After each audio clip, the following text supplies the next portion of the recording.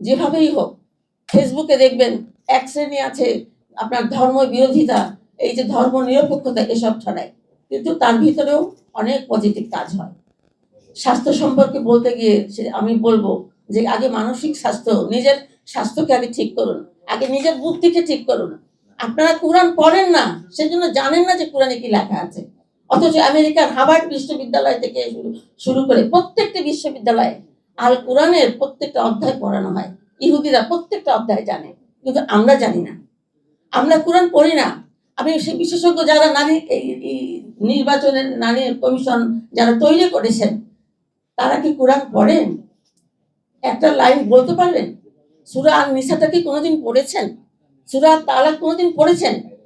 কি মানে আয়াত, অসম্ভব মানে যুগান্তকারী আয়াত, যেটা যে আয়াত কোরআনের অন্য কোথাও আসে নাই, নারীদের জন্য আছে, যে হে পুরুষ সমাজ, তোমরা আল্লাহর বান্দা নারীদেরকে কখনো কোনোভাবে কষ্ট দিও না। আপনারা কি সেই আয়াতটি দেখেছেন কখনো? ম্যাডাম আমরা একটু সংক্ষেপ করার জন্য আচ্ছা, এরপরে যেটা বলতে চাই যে মানুষকে, সমাজ, জাতি, আমাদের সমাজ যেটা চায়, নারী যেটা চায়, সেই দৃষ্টিভঙ্গিকে সামনে রেখে, তাদের চাওয়া পাওয়াকে সামনে রেখে আমাদেরকে একটি সংস্কারমূলক একটা আইন তৈরি করতে হবে।